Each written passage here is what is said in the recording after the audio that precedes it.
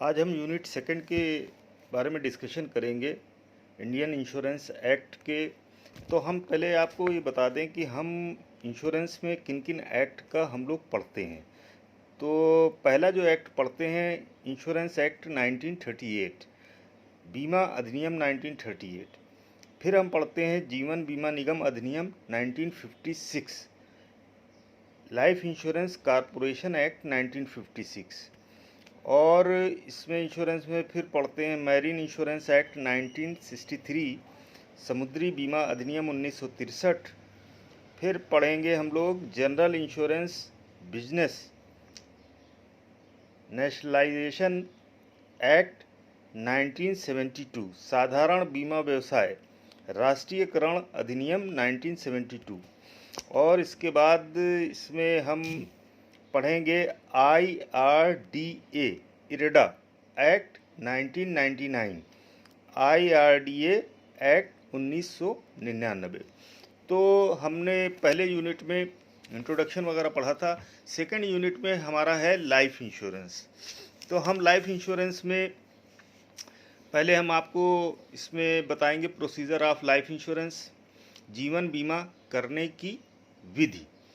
तो इससे पहले हम थोड़ा सा आपको इंट्रोडक्शन भी इसका बता देते हैं, क्योंकि पहले मैंने इंट्रोडक्शन इसमें बताया था आपको इंश्योरेंस का। लेकिन इसको शुरू करने से पहले कुछ चीज़ें और मैं क्लियर कर देना चाहता हूँ। लाइफ इंश्योरेंस में जो इसकी डिफिनेशन वगैरह है, तो इसमें इंश्योरेंस में हम सभी प्रकार के बीमाओं में जीवन बीमा जो है सबसे अधिक लोकप्रिय है, मतलब सबसे ज़्यादा प्रचलित है, सबसे ज़्यादा जाना जाता है। जीवन बीमा एक ऐसी संविदा है या कॉन्ट्रैक्ट है जिसके द्वारा बीमादार को एक निर्धारित धनराशि एक निर्धारित समय में प्राप्त होती है, या किसी दुर्घटना के कारण बीमादार की मृत्यु हो जाने पर एक निर्धारित राशि उसके घनिष्ठ संबंधी को प्राप्त हो जाती है। इसकी जो डिफिनेशन दी गई है वो इंश्योरेंस एक्ट सेक्शन 2 के अंतर्गत दी गई है, जिसमें दिया गया है जीवन बीमा व्यवसाय से तात्पर्य उस व्यवसाय से है जिसके द्वारा मानवीय जीवन का बीमा संपन्न किया जाता है। मतलब life insurance business is the business of effecting contract upon human life. इसी तरह आगे एक डिफिनेशन J.H. मैगी ने भी दी है। J.H. मैगी ने कहा कि विस्तृत अर्थ में जीवन बीमा अनुबंध एक ऐसा ठहराव है जिसमें बीमाकर्ता बीमित की मृत्यु होने पर या एक निश्चित अवधि के समाप्त होने पर एक निश्चित धनराशि निश्चित लाभार्थी को देने का वचन देता है। The life insurance contract embodies on agreement in which broadly stated the insurer undertakes to pay a stipulated sum upon the death of the insured or at some designated time a designated beneficiary। कहने का मतलब ये है कि insurance life insurance में इस definition में कहा गया है कि या तो जिसका मैं इंश्योरेंस कर रहा हूँ उसकी डेथ हो जाती है या कोई दुर्घटना हो जाती है, उस समय उसको पैसा मिल जाता है, या जब हम इंश्योरेंस कराते हैं तो उसका नॉमिनी जो उत्तराधिकारी होता है जिसका नाम हम उसमें प्रपोज करते हैं उसको पैसा दे दिया जाता है, या इसका टाइम ड्यूरेशन पूरा हो जाए। टाइम ड्यूरेशन मतलब आपने 20 साल या 10 साल की पॉलिसी ली तो वो समय पूरा हो जाता है तो इसको इंश्योरेंस में पैसा दे दिया जाता है लाइफ इंश्योरेंस में। अच्छा, brief history of life insurance, थोड़ा सा हम इसकी ब्रीफ हिस्ट्री भी बता देते हैं। मैंने शुरू में पहले यूनिट में बताया भी था, लेकिन थोड़ा सा इसको शुरू करने से पहले हम थोड़ा सा लाइफ इंश्योरेंस की हिस्ट्री भी आपसे डिस्कशन करना चाहते हैं। इसको समझ लीजिए। लाइफ इंश्योरेंस की जो शुरुआत हुई है 16वीं सेंचुरी में हुई, मतलब 16वीं शताब्दी में शुरुआत हुई। भारत में पहली बार जो बीमा कंपनी थी 1818 में ओरिएंटल लाइफ इंश्योरेंस कंपनी के नाम से कलकत्ता में यूरोपियन लोगों ने द्वारा स्थापित की गई थी। और फिर सन 1823 में बॉम्बे लाइफ इंश्योरेंस कंपनी का नाम से मुंबई में, और फिर सन 1829 में 1829 में मद्रास इम्बिटेबल लाइफ इंश्योरेंस सोसाइटी के नाम से चेन्नई में बीमा कंपनियां खुली। लेकिन ये कंपनियां अंग्रेज़ों का ही बीमा करती थी और भारतीयों का बीमा नहीं करती थी, अगर करती भी थी तो ज़्यादा प्रीमियम लेके करती थी। तो हमारे देश में क्या हुआ, सर्वप्रथम जो थी सुव्यवस्थित ढंग से सन 1871 में Bombay mutual life insurance society का जन्म लिया, और इसके बाद सन 1874 में 1874 में oriental government security life insurance company limited की स्थापना की गई थी। फिर सन 1905 में कई कई कई बड़ी कंपनियां की स्थापना की गई, जिनमें कुछ प्रमुख थीं, जैसे Hindustan cooperative, United India, Bombay life, Indian mercantile और एक्सेट्रा, और भी कंपनियां थीं। 1912 से पहले बीमा व्यवसाय जो था, इंश्योरेंस बिजनेस संबंधी कोई अलग से अधिनियम एक्ट नहीं था। ये क्या होता था, कंपनी अधिनियम के अनुसार ही चलाया जाता था। फिर सन 1912 में बीमा अधिनियम पारित हुआ, जिसके अंतर्गत जीवन बीमा कंपनियों के कार्यकलापों को नियंत्रित करने की व्यवस्था की गई। फिर 1938 में 1938 में केंद्र सरकार ने एक नया बीमा अधिनियम पास किया, जो 1939 से लागू हुआ। फिर 1950 में संशोधन, मतलब इसका मॉडिफिकेशन किया गया। फिर 1956 में भारत सरकार ने जीवन बीमा का राष्ट्रीयकरण, मतलब नेशनलाइजेशन कर दिया, और जीवन बीमा निगम की स्थापना हुई, और लाइफ इंश्योरेंस कॉरपोरेशन के नाम से ये मशहूर हुआ। इस तरीके से हमारा ये इंश्योरेंस, लाइफ इंश्योरेंस कंपनी जो है, मतलब लाइफ इंश्योरेंस को हम जानते हैं। अब इसमें इसकी utility, object, importance and advantage of life insurance, जीवन बीमा की उपयोगिता, उद्देश्य, महत्व अथवा लाभ। तो इसमें क्या है, इसके जो लाभ हैं या ऑब्जेक्ट है, पहला है इकोनॉमिक प्रोटेक्शन, मतलब ये आर्थिक सुरक्षा देती है। कहने का मतलब जब बीमे का विकास किया गया तो ये एक्चुअल में आर्थिक सुरक्षा के लिए ही विकास किया गया, कि मतलब किसी तरीके से अगर इकोनॉमिक, मतलब किसी तरीके का उसको नुकसान होता है तो उसकी भरपाई की जाए। तो उसके परिवार को, इसमें क्या होता है, कोई एक्सीडेंट वगैरह हो जाता है या किसी तरीके की घटना घट जाती है तो उसके परिवार को एक बड़ी रकम मिल जाती है, और परिवार की को इसमें चिंता नहीं रहती है। इसलिए ये इकोनॉमिक प्रोटेक्शन देता है लाइफ इंश्योरेंस। दूसरा है protection for children education and marriage. इसमें कई तरीके के प्लान होते हैं, हम बच्चों की एजुकेशन के लिए ले लेते हैं, उनकी मैरिज के लिए ले लेते हैं।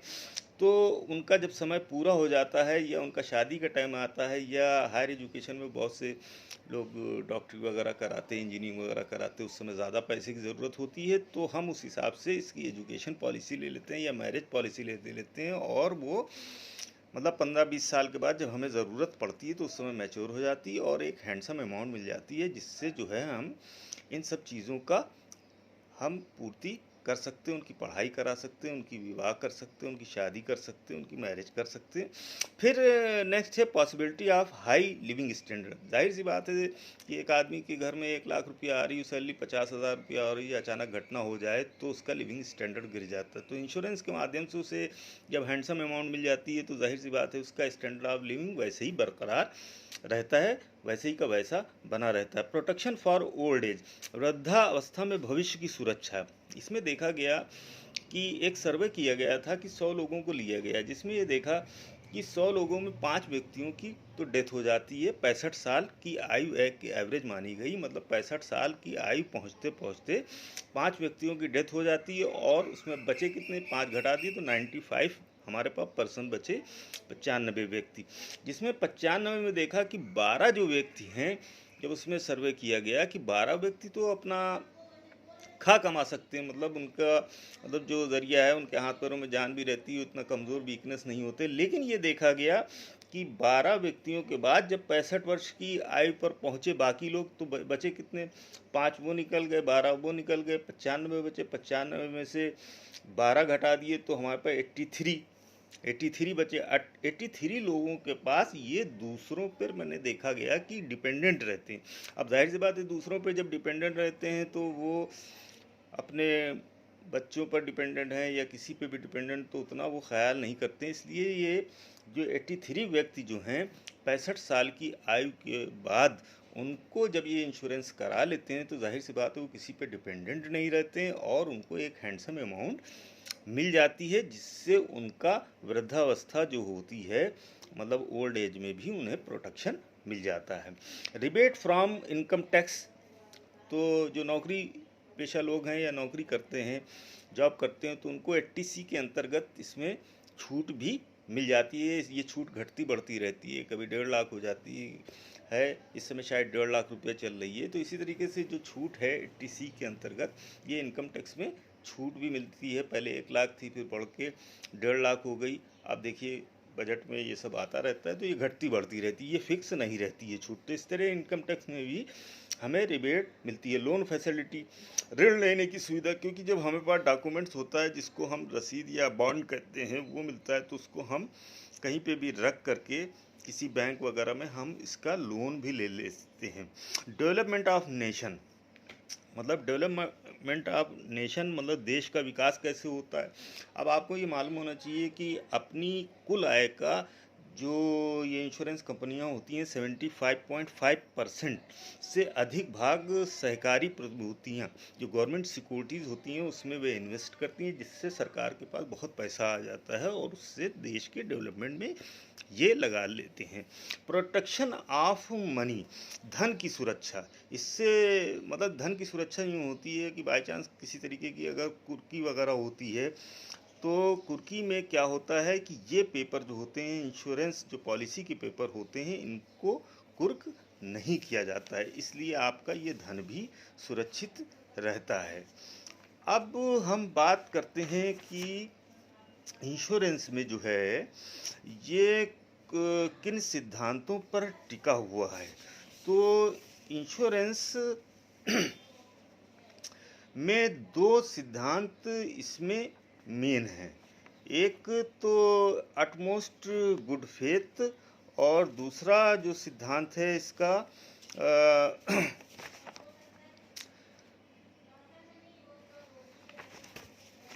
एक तो अटमोस्ट गुड फेथ हो गया और इंश्योरेबल इंटरेस्ट। तो कहने का मतलब ये है कि जो एग्रीमेंट हम इसमें करते हैं तो उसमें जो है essential elements of general contract में जो होते हैं उनको तो ज़रूरत पड़ेगी। जैसे मतलब मान लिया एग्रीमेंट प्रपोजल एंड एक्सेप्टेंस, मतलब ठहराव, प्रस्ताव और स्वीकृत, पक्षकारों में अनुबंध करने की क्षमता, controversial capacity, free consent of the parties, मतलब पक्षकारों में स्वतंत्र सहमति, न्यायोचित प्रतिफल, लॉफुल कंसिडरेशन, रिटर्न में होना चाहिए, लिखित में होना चाहिए, रजिस्टर्ड होना चाहिए, सील लगी होनी चाहिए, agreement not expressly declared, wide ठहराव स्पष्ट रूप से व्यर्थ ना घोषित किया गया हो। तो ये सब चीज़ों के अलावा भी इसमें हमारा इंश्योरेबल इंटरेस्ट वाला और अटमोस्ट गुड फेथ वाला, तो ये इसमें जुड़ जाएगा।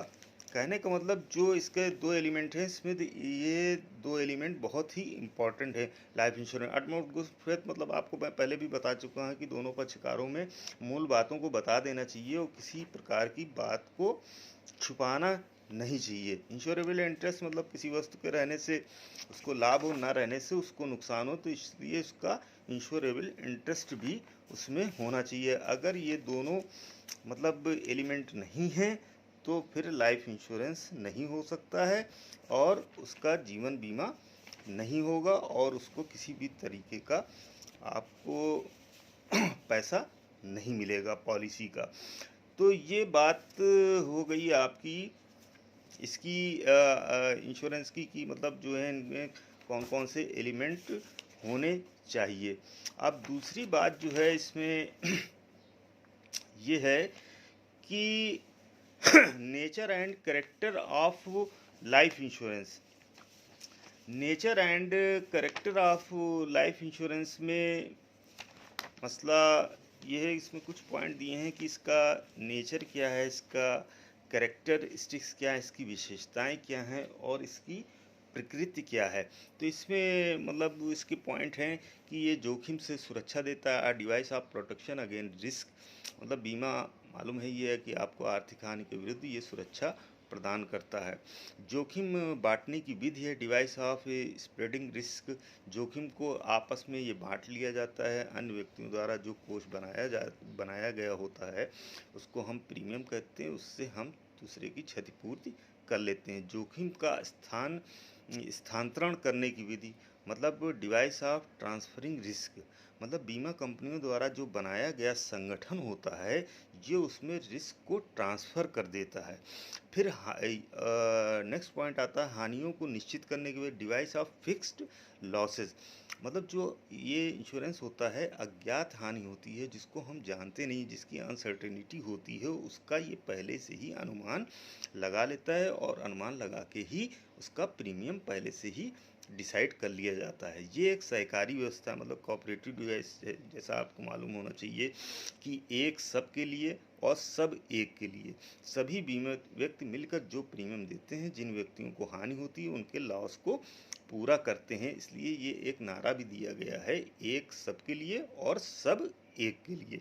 इसलिए इसमें इसको सहकारी व्यवस्था भी इसमें दिखाई देती है। बीमा एक अनुबंध है, आपको मालूम होना चाहिए। जैसे ये एक कॉन्ट्रैक्ट है, हमारे बीच में किया गया एक अनुबंध होता है, एक एग्रीमेंट होता है। तो इसके बारे में मैं पहले भी बता चुका हूँ, इसमें कोई ख़ास चीज़ नहीं है। ये 2 सिद्धांतों पर आधारित है, जैसे मैंने बताया कि ये इसके 2 सिद्धांत जो होते हैं, परम सद्विश्वास, अटमोस्ट गुड फेथ और इंश्योरेबल इंटरेस्ट मतलब बीमा योग्य हित। इन दोनों सिद्धांतों पर ये बेस करता है। वाइड स्कोप, बीमा का क्षेत्र बहुत ही विस्तृत है। अब बीमा का क्षेत्र जो है लाइफ इंश्योरेंस का बहुत ही फैला हुआ है, जैसे जीवन का बीमा, फैमिली का बीमा, बच्चों का बीमा, शिक्षा का बीमा, पेंशन स्कीम मतलब मैरिज स्कीम, एन्युटी स्कीम, तरह तरह की स्कीम है। इसका क्षेत्र काफ़ी फैला हुआ है। नेक्स्ट इसमें इवैल्यूएशन ऑफ रिस्क, जोखिम का मूल्यांकन। मतलब आधारभूत प्रकृति ये है कि पहले से ही ये जोखिम का मूल्यांकन करता है, इसका इवैल्यूएशन कर लेता है, इसके आधार पर प्रीमियम का निर्धारण करता है और रिस्क की पहले से ही संभावना का पता लगा लिया जाता है कि कितने % इसमें रिस्क होगा। नेक्स्ट है पॉइंट इसमें घटना के घटित होने पर भुगतान, payment of after the happening of the event. जीवन बीमा में घटना घटित होने का एक निश्चित दोनों ही स्थिति में मतलब चाहे घटना घटित हो जाए चाहे वो टाइम पीरियड पूरा हो जाए, दोनों ही में उसको मतलब समय पूरा होने पर भुगतान कर दिया जाता है। अगर एक्सीडेंट हो गया बीच में किसी तरीके तब भी भुगतान मिल जाता है लाइफ इंश्योरेंस में। और अगर समय पूरा हो गया, जितने दिन के लिए पॉलिसी ली गई है वो पूरा हो गया, आदमी जीवित है तो उसको पेमेंट मिल जाता है। शुद्ध जोखिमों का बीमा किया जानते हैं, जैसे ही आपकी प्योर रिस्क होता है, स्पेकुलेटिव रिस्क होता है, मतलब इसमें परिकल्पित जोखिम का इंश्योरेंस नहीं होता, केवल प्योर रिस्क का होता है जिसको हम शुद्ध जोखिम कहते हैं, उसी का इंश्योरेंस किया जाता है। इसमें सट्टा आदि का बीमा इसमें नहीं किया जाता है, केवल इसमें हानि का ही, लॉस का बीमा किया जाता है, मतलब प्रॉफिट का इंश्योरेंस नहीं किया जाता है। बीमा जुआ नहीं है, जैसा मालूम होता है कि जुए में होता क्या है, इंश्योरेंस नॉट गैम्बलिंग, कहने का मतलब उसमें हार जीत होती है, एक हारता है जीतता है, ये ऐसा इसमें कुछ नहीं है। इंश्योरेंस को हम जुआ नहीं कह सकते हैं लाइफ इंश्योरेंस को कि बीमित व्यक्तियों में, क्योंकि प्रीमियम प्राप्त कर एक व्यक्ति की क्षति को पूरा करने का इसमें वादा होता है, हार जीत का कोई वायदा नहीं किया जाता है। नेक्स्ट पॉइंट है इसमें बीमा सामाजिक परिवर्तन का साधन है, मतलब ये एक सोशल सिक्योरिटी टूल है। ये सामाजिक व्यवस्था जो प्रीमियम के आधार पर अपनी अनिश्चितता को कम करता है, इसलिए इसमें समाज के लोग शामिल रहते हैं। इसलिए इसको बीमा एक सामाजिक जो चेंज होता है उसका एक साधन है, मतलब समाज को ये चेंज करता है कि कैसे जोखिम से बचा जाए। बीमा कानून द्वारा नियमित है, मतलब रेगुलेटेड बाय लॉ। ये 1956 लाइफ इंश्योरेंस कारपोरेशन एक्ट बना हुआ है, उसके अंतर्गत चलता है। ये एक अधिनियम है और आपको जैसा मैंने पहले बताया IRDA जो है insurance regulatory and development authority, जो इसके ऊपर सेंट्रल गवर्नमेंट की संस्था है, इसके ऊपर कंट्रोल रखती है। आज हम यहीं तक के आपको पढ़ाते हैं, आगे फिर हम आगे इस वीडियो को बढ़ाएंगे। Thank you.